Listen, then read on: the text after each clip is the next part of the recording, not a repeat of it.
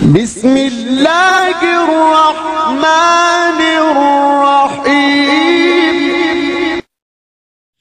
السلام عليكم ورحمة الله وبركاته. نحمده ونصلي على رسوله الكريم.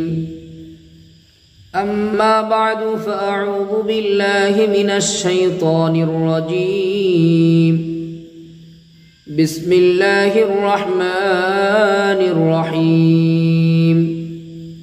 وننزل من القرآن ما هو شفاء ورحمة للمؤمنين. صدق الله المولانا العظيم. সম্মানিত বন্ধুগণ, তো আপনারা আশা করি কেমন আছেন? আশা করি আল্লাহ সুবহানাহু ওয়া তাআলার রহমতে সকলেই ভালো আছেন। আমিও আল্লাহ সুবহানাহু ওয়া তাআলার রহমতে খুবই ভালো আছি, আলহামদুলিল্লাহ। সম্মানিত বন্ধুগণ, তো আজকে আপনাদের মাঝে একটি বিষয় নিয়ে আসলাম। বিষয়টি অত্যাধিক গুরুত্বপূর্ণ একটি বিষয়। বিষয়টি হইতেছে জাদু পরীক্ষা করার জন্য, যে আপনার উপরে কোনো প্রকার জাদু আছে কিনা এটা পরীক্ষা করার জন্য।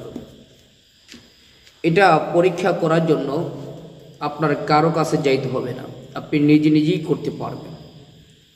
অথবা আপনার বাড়িতে কোথাও জাদু করে রাখা হয়েছে কিনা, কোথাও তাবিজ গেড়ে রাখা হয়েছে কিনা ইত্যাদি বিষয়গুলো আপনি জানতে পারবেন আজকে এই পদ্ধতি অবলম্বন করে।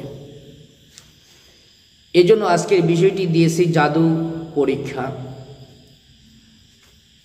আপনার নিজের উপরে যদি কোনো জাদু থেকে থাকে বা আপনার সন্দেহ হয় তাহলে আপনি করতে পারেন, বা আপনার পরিবারের মধ্যে যদি কারো উপরে জাদুটোনা করা হয়েছে যদি সন্দেহ হয় তাহলে আপনি নিজেই পরীক্ষা করতে পারেন।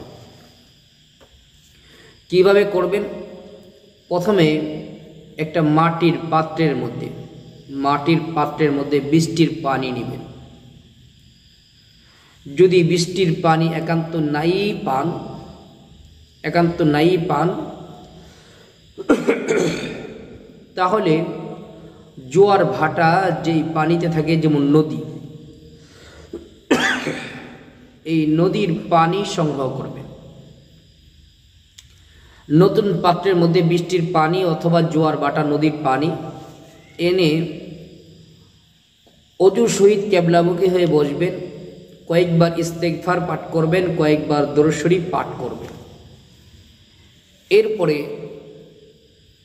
কোরআনে কারিমের মধ্যে 30 নম্বর পারার একটি সূরা আছে, সূরার নাম সূরাতুল ইনফিতর। সূরার শুরুতে দেখবেন আউযু বিল্লাহি মিনাশ শাইতানির রাজীম, বিসমিল্লাহির রহমানির রহিম, ইযাস সামাউ ফাতারাত। এই সূরাতুল ইনফিতর প্রথম থেকে শেষ পর্যন্ত। এরপর আবারও শুরু করবেন বিসমিল্লাহ, আগে পড়বেন তারপর শুরু করবেন। প্রত্যেকবার শুরুতে বিসমিল্লাহ বলবেন।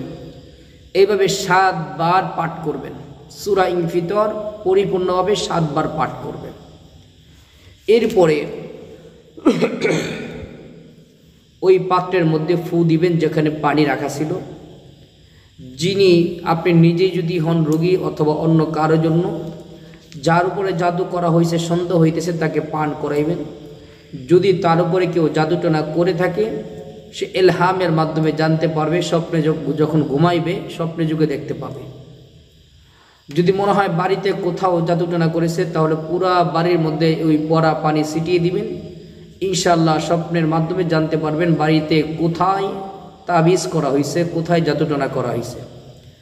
তাহলে আজকে যে পদ্ধতি বললাম খুব সহজ একটা পদ্ধতি, যে কোনো ব্যক্তি চাইলে কিন্তু এই আমল করে আপনি জাদুর পরীক্ষা করতে পারেন। আল্লাহ সুবহানাহু ওয়া তাআলা আমাদেরকে দুনিয়ার যে কোনো সমস্যার সম্মুখীন হলে কোরআনে আমল করার তৌফিক দান করুন, আমিন। আসসালামু আলাইকুম ওয়া রাহমাতুল্লাহি ওয়া বারাকাতুহু।